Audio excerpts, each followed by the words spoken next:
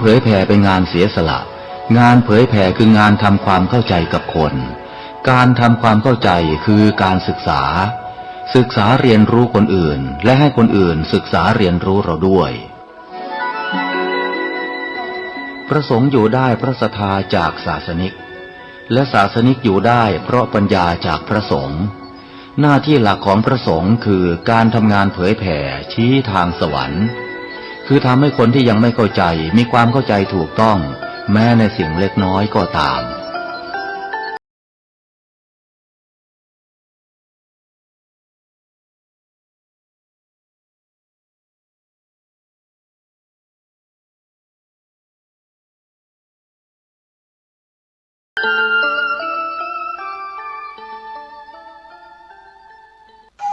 ขอความงอกงามในธรรมขององค์พระสัมมาสัมพุทธเจ้า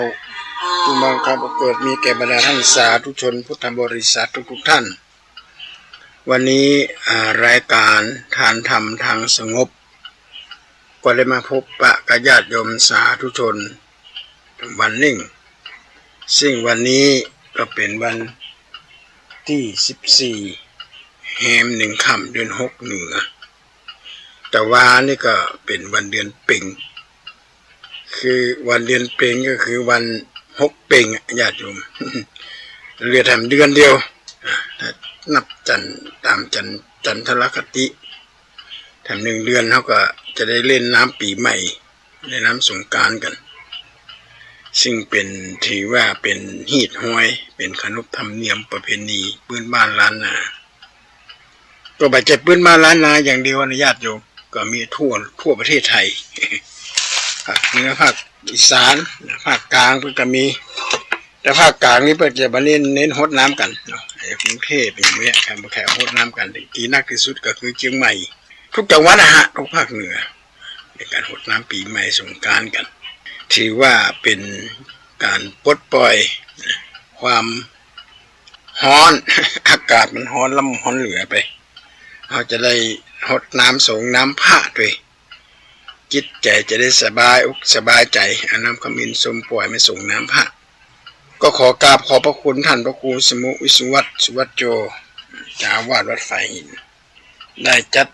สรรพระสงฆ์ได้มาออกรายการแต่ละวันก็ถือว่าเป็นกิจกรรมของพระสงฆ์ที่มีต่อประชาชนในการนำข้าวสารต่างๆนานาผสมกันเข้าไปในสมัยครั้งพุทธกาลนั่นก็พระพุทธเจ้าเขาเนี่ยเปิ่นดั้งเดิมแต่เนี่ยหลักเงาหรือญาติโกโหติกาของพระองค์เนี่ยก็นับถือศาสนาพราหมณ์นับถือศาสนาพราหมณ์จะสังเกตพระนางสิริมหามายาตอนที่พระองค์จะไปประสูติตามฮีดห้อยศาสนาพราหมณ์ศาสนาฮินดูต้องไปประสูติหรือไปเกิดที่บ้านไปเกิดที่บ้านปากฏว่าเป็นระหว่างทางก็ไปประสูติที่ลุมพินีวันและก็แสดงหันว่าพระองค์ก็ไม่ได้เบียดเบียนไม่ได้จับจ้วงเกี่ยวกับศาสนาพราหมณ์ก็เกิดความเสียหายตรงกันข้ามพระองค์ก็แนะนำคือแนะนำให้ใจประยุกต์เอาคำสอนของศาสนาพราหมณ์เนี่ยผสมกลมกลืนกันเขาจะยกตัวอย่างเช่นการไหว้ทิศในสิ่งคาลกสูตรมาสิ่งคาลกมนุษย์กกาบแท้ทิศทั้งหัวกาบผงับพระพุทธเจ้าประกาศแนะนำทิศของพระองค์มีอย่างไรพ่องทิศเบื้องหน้าทิศเบื้องหลังทิศเบื้องบนทิศเบื้องล่างทิศซ้ายทิศขวาอย่างต่างๆเหล่านี้หรือไปหันสดีน3 พี่น้องเนี่ยกำลังหิ่งไฟกันอยู่ไฟเนี่ยถึงว่าเป็นใหญ่อาคีหูตังมุขายัญญาคือไฟนี่เป็นใหญ่กว่าการบูชาต่างๆแต่พระองค์ก็บอกว่าไฟเนี่ยมันไม่เฉพาะภายนอกร่างกายเขาเนี่ยถูกไฟไหม้ถูกน้ำร้อนลวกกระจัดความร้อนของไฟมันก็ไหม้ทุกอันมันไม่ได้ไหม้ไปที่อื่นเพื่อกันดับได้แต่ไฟที่ร้อนมากที่สุดดับบันไดเห็นเลยเนี่ยนั่นก็คือไฟราคะโทสะโมหะราคะโทสะโมหะเนี่ยเ เป็นไฟที่ร้อนมากโทสะคือไฟแห่งความโกรธเกิดมาจากอย่างเกิดมาจากจิตในใจโทสะโมหะราคะโทสะโมหะราคะคือความกำหนัด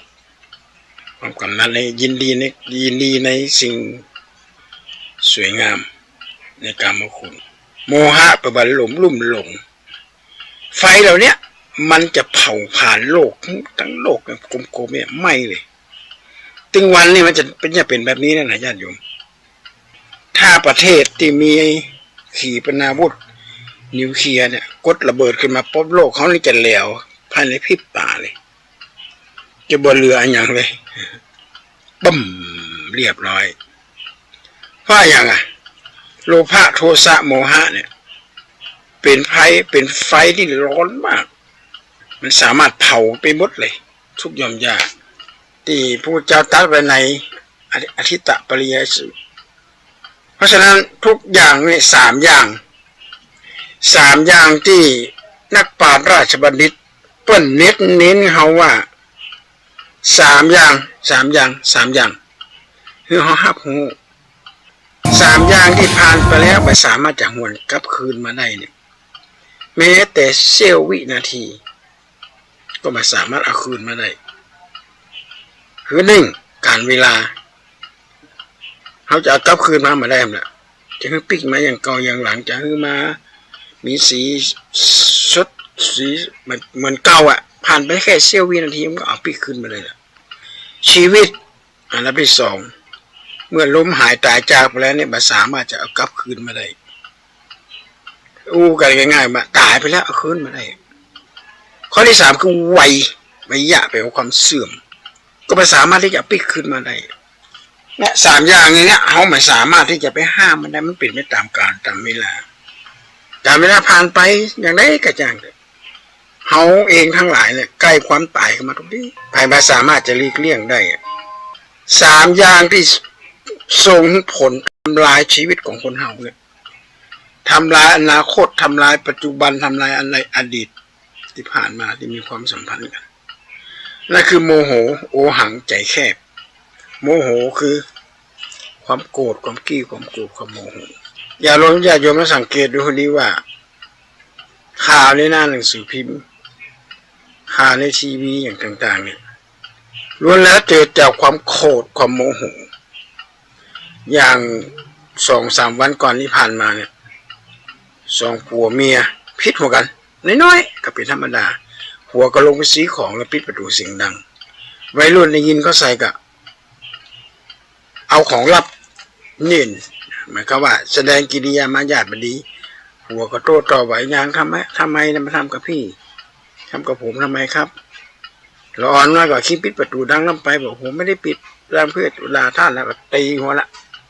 เอาค้อนบุกซ้อมสามีจนกระทั่งเข้าห้องICUคนซ้อมนั้นเป็นกำลังออกหมายเรียกแล้วก็ออกหมายจับเลยเพราะมีความโมโหและทำลายอย่างห้องทำลายชีวิตของคนตัวเก่าเนี่ยอนาคตก็เลยดับบูบเลยเลข13 หลักเลขบัตรประชาชนเนี่ยจะถูกบันทึกลงไปเลยมีคดีถ้อยคดีความและยิ่งยุคนี้ในญาติโยมการบวชนี่จะต้องไปตรวจดูประวัติอาชญากรรมกันใครไปมีอย่างของโอหังการโอหังก็คือยิงยะโสโอหังนะตำรวจคนหนึ่งที่อยู่จากวัดลำปางไปนั่งกินข้าวยิงไปเบ่งไปอย่างต่างๆนะไปกราบเขาเลยมีน้ำใจสตางค์เลยเรียบร้อยส่งเข้ากุส่งไปช่วยราชการที่จริงน่าจะออกจากราชการไปนั่นแหละตัวเองเป็นเจ้าหน้าที่ของบ้านเมืองกินเงินเดือนของเจ้าหน้าที่กินเงินเดือนของประชาชนภาษีแต่มาทำอยู่แบบนี้มันบ่เหมาะสมทำ3อย่างที่ส่งผลทำลายชีวิตข้อที่3ก็คือเป็นคนใจคิดใจแคบใจบ่กว้างเอาไปอย่างพระลำบากสตุ้มสตางค์ขับทรัพย์สมบัติพระสถานอย่างต่างๆนานาเนี่ยเก็บสะสมไว้ป้อมมีที่เก็บละผลสุดท้ายก็ตายไปเอามันเลยไปสักอย่าง ในเมื่อยังมีชีวิตอยู่เนี่ยนะรีบใครกินก็ให้กินใครตานก็ให้ตานไปรีบทำกระจายทำเพราะการเวลานี้แบบพอไปทีนี้ข้อไม่ทำ3อย่างเนี้ยที่เราไม่สามารถที่จะละทิ้งมันได้ละมาได้ละฮะ3อย่างที่นักปราชญ์บดิตเป็นบอกว่า1ความเชื่อ2ความหวังแล้วก็3ความฮักความเชื่อเนี่ยนี่เป็นเรื่องที่สำคัญศรัทธาเป็นความเชื่อในทางพุทธศาสนาเราให้เชื่อแบบมีเหตุมีผลเชื่อในศีลเชื่อในธรรมเชื่อในหลักคำสอนในทางพุทธศาสนาไม่ได้เชื่อแบบงมงายเชื่อในวัฒนธรรมพื้นบ้านอย่างต่างๆอย่าไปมองข้ามนะญาติโยมคนสมัยนี้นะมองข้ามสิ่งเหล่านี้มองข้ามวัฒนธรรมพื้นบ้านล้านนามองข้ามวัฒนธรรมไทยว่าล้าสมัยพ่องเป็นสิ่งที่งมงายพ่องอย่างต่างๆนานาเหล่านี้นี่คือเป็นจิตวิทยาของคนสมัยก่อนคนสมัยก่อนนั่นแหละนะเป็นอยู่กันเนี่ยตะกอนสมัยโบราณเนี่ยนะวัฒนธรรมสมัยก่อนสมัยโบราณเครื่องมือกำลังการแพทย์มันเจริญก้าวหน้าเพราะฉะนั้นก็ต้องมีภูมิปัญญาพื้นบ้านเวลาเปิดจะไปตัดต้นไม้ต้นอย่างเนี้ยนะเอามาแปลงยุคแปลงยาเปิดอธิษฐานนะญาติโยมขอด้วยเป็นขอด้วยว่าอันนี้บ้านหมอกันเนี่ยขอเอายุกยาอันเนี้ยปากเนี้ยเอาไปลูกหลานเด้อลูกหลานเจ็บไข้ได้ป่วยเพื่อจะกั้นหายใจแล้วก็ตัดเอาต้นไม้เลยอันเด็ดใบไม้ยอดใบไม้มาถ้าคนสมัยนี้หันมาเงาไม่ก็อาจจะเงาอยู่แต่คิดว่ามันเงาแบบไหนไม่ได้เงาแบบงมงายอย่างไปล่ำไปเหลือแต่มีความเชื่อว่าต้นไม้ทุกต้นมีผีมีสางความหวังข้อที่2ทุกคนมีความหวังแหละหวังลึกๆหวังที่จะได้กินได้อยู่มีความหวังว่าต่อไปในภายภาคหน้าเขาจะได้อยู่กับลูกกับหลานเขาจะได้มีเงินมีทองเขาจะได้มีทรัพย์สมบัติเอาไว้จ่ายยามเฒ่ายามแก่นี่คือความหวังเราต้องสร้างความหวังเอาไว้อย่าไปปล่อยความหวังมันเลอะเลือนข้อที่3นี่คือความฮักซึ่งมีต่อกันความฮักความเสียสละกันปีหู2น้องหู1อย่างต่างๆนานาเหล่านี้ผลห้องความฮัก3อย่างที่หากล้ามาได้เนี่ยคือมันสามารถจะซื้อมาได้การได้กันนะคือความฮักความดีและกับมิตรภาพความฮักของแม่ที่มีต่อลูกความฮักของเพื่อนที่มีต่อเพื่อนด้วยกันความฮักของครูบาอาจารย์ที่มีต่อลูกศิษย์ลูกหาความฮักของลูกศิษย์ลูกหาที่มาที่กับครูบาอาจารย์คือมันประมาณค่ามาได้นะมันสามารถที่จะมาประเมินเป็นทรัพย์เป็นเข้าของเงินทองได้เอามาตีเป็นราคามันได้นะ2ความคุณงามความดีเหมือนกันความดีก็สามารถที่จะเอามาจั่งเป็นกิโลขายได้ความดีไม่มีขายถ้าอยากได้ต้องทำเองไม่ขายต้องทำเองความดีไม่อย่างพ่องลืมคิดดีกึดดีคือได้สิ่งที่ดีๆสิ่งที่เป็นประโยชน์2ทำความดีกึดดีแล้วทำดีกึดไปแล้วนะกึดในสิ่งที่เป็นกุศลกรรมบทอกุศลมากึดอโลภะอโทสะมาควบโลภมาโกรธมาหลงเนี่ยเป็นเฮาว่าดีนอกแล้วก็ดีในดีในก็คือมีความคิดที่ดีที่งดงามดีนอกก็คือว่าทำคุณประโยชน์กับสังคมเขาจะสังเกตว่าคนจีนเป็นมาอยู่บ้านเฮาเมืองเฮานี่เป็นมาสร้างแต่คุณงามความดีหรอกคนจีน คนยุคนี้สมัยนี้นะมิตรภาพที่งดงามเบื่อนเปื่อนจูใกล้บ้านกาอย่างแงมเนี่ยคือเป็นสหธรรมชนิดหนึ่งสิ่งที่มีที่มาสามารถเนี่ยมันเป็นมาสามารถได้โยงคงอยู่ได้ตลอดการตลอดชีวิตเนี่ยความสำเร็จหนึ่งละสองทรัพย์สมบัติแล้วก็สามเกียรติยศชื่อเสียงอันนี้มันไม่สามารถที่จะอยู่ได้เหมือนนะความสำเร็จก็เช่นเดียวกันอย่างกันสำเร็จมดกูสิ่งกูอย่างมันอยู่ได้เหมือนนะเพราะแก่ตัวมากกับคนอื่นก็จำต่อละทรัพย์สมบัติสำยิ่งเลยหลวงพ่อพระพุทธวจนะพระหลวงพ่อพระธรรมดิโลกเป็นได้แต่งเป็นกรว่าทรัพย์สินถิ่นฐานและบ้านช่องอีกเงินทองไร่นามหาศาลเป็นสมบัติอยู่กับตัวเส้นชั่วการจะต้องผ่านจากการเมื่อวันตายส่วนความดีมีความสัตย์สมบัติแท้ถึงกายแก่ตายกลับเป็นรับหายจะสดิดที่แน่นแต่ร่างกายถึงตัวตายเช่นยังอยู่สู้คือคู่อย่าสู้คือหมายความว่าแม้แต่ตัวตายไปแล้วเนี่ยเขาก็สามารถที่จะหั่นเป็นจี้เป็นเสียงนะครับบรรพบุรุษที่เป็นทำไว้ให้กับลูกกับหลานสร้างบ้านแปลงเมืองทำนี่อย่างต่างๆนานาเนี่ยเกียรติยศชื่อเสียงก็เช่นเดียวกันญาติโยมมันอยู่ได้หมดสามารถที่จะอยู่ได้เหมือนสามอย่างนี้ทำให้เขามีความสำเร็จชัดเจนที่สุดสำเร็จในด้านการเรียนหน้าที่การงานอย่างต่างๆนานาเนี่ยหนึ่งความรู้สองสติปัญญาแล้วก็สามวินัยความรู้ในทางพุทธศาสนาปัญญาณวิทยาเราต้องมีความรู้ก่อนเรียนให้รู้ดูให้จำทำให้จริงทุกสิ่งทุกอย่างสำเร็จ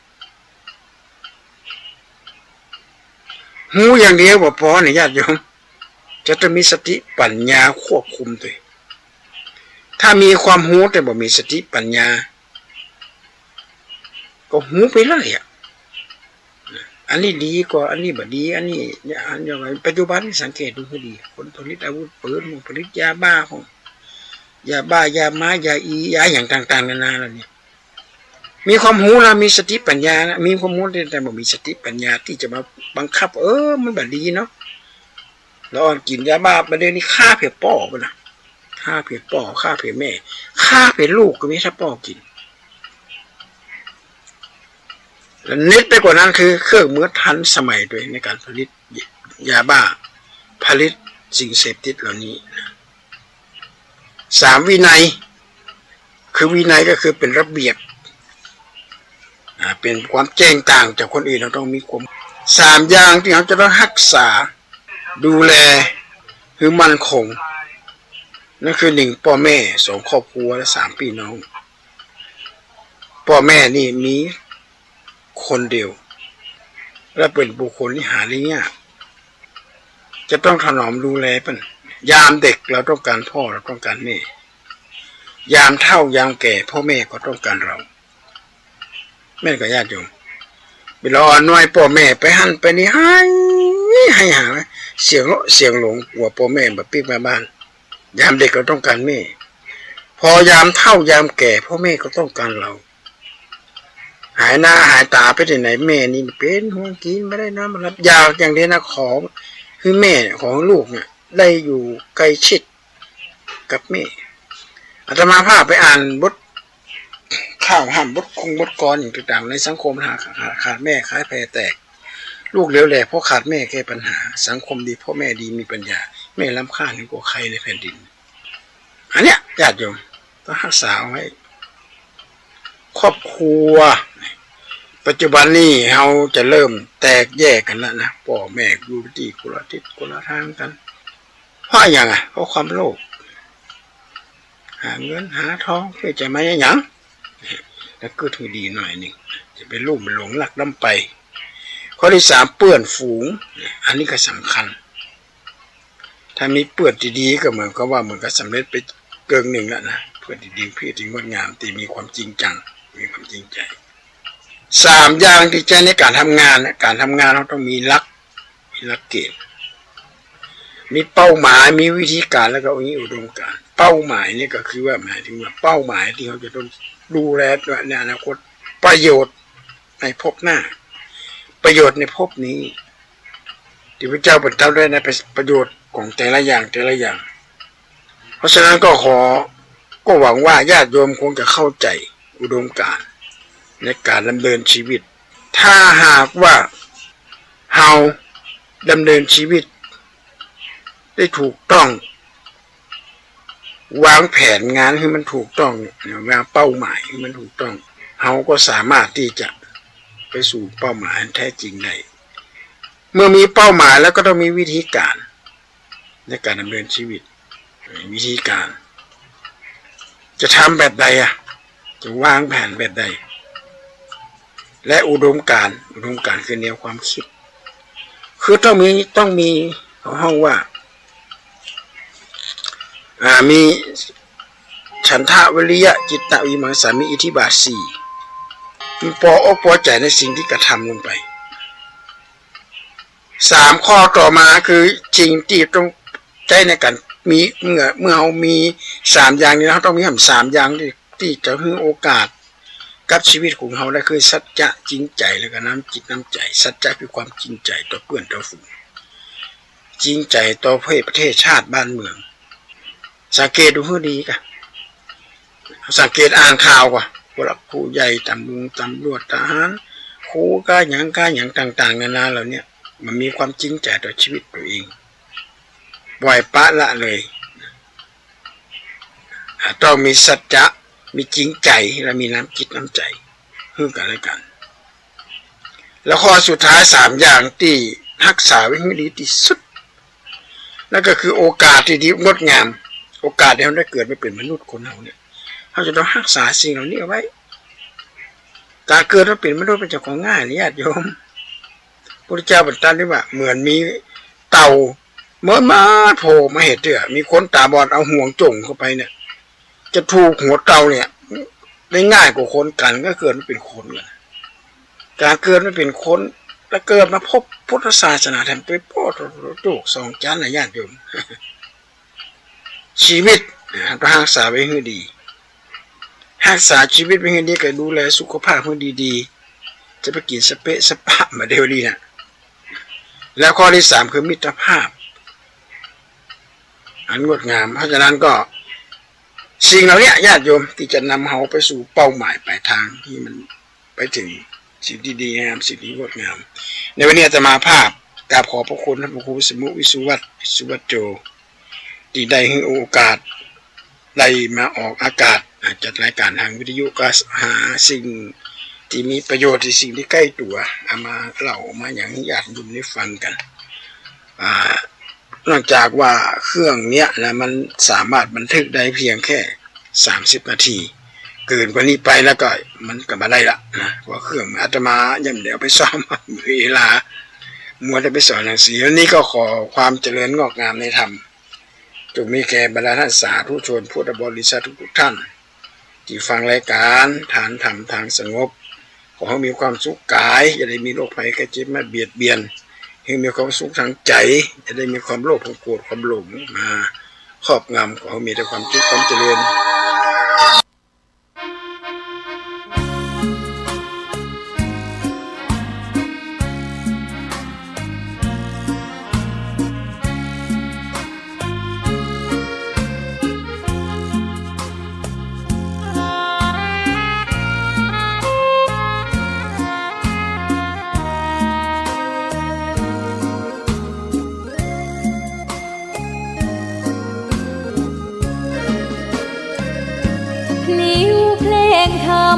ถูกถ้อยคำเข้าถึงจิตใจ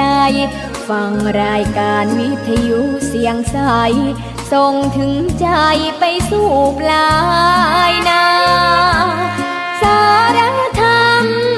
น้อมนำมองพระศาสดาบอกผู้คนทั่วลาหันมาเข้าวัดฟังธรรมคลื่นเสียงนี้เป็นคลื่นธรรมะจากใจส่งถึงบ้านไกลบ้านไกล ฟังได้สุขใจล้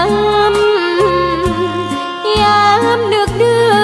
นค่ำคืนมีงานต้องทำเป็นคลื่นสารธรรมเน้นย้ำธรรมะเพื่อนใจเสียงคลื่นธรรมบอกหลักธรรมให้คลายความเหงาฟังเสียงธรรมะเบาเบาบอกเล่าถึงคนบ้านไกลสื่อธรรมะบอกลดละระหว่างด้วยใจสื่อไปถึงสวงในเข้าใจ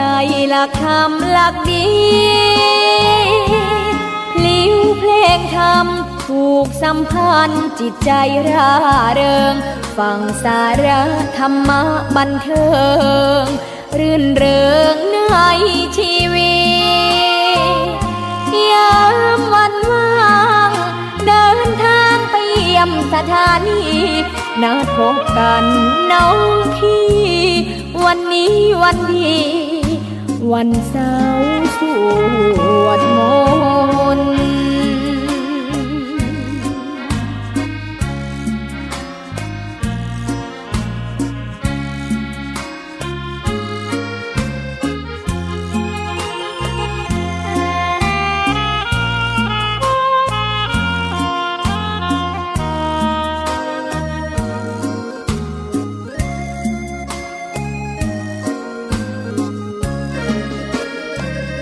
เสียงคลื่นธรรมบอกหลักธรรมให้คลายความเหงาฟังเสียงธรรมะเบาเบาบอกเล่าถึงคนบ้านไกลสื่อธรรมะบอกลดละระหว่างด้วยใจสื่อไปถึงสวงในเข้าใจหลักธรรมหลักดี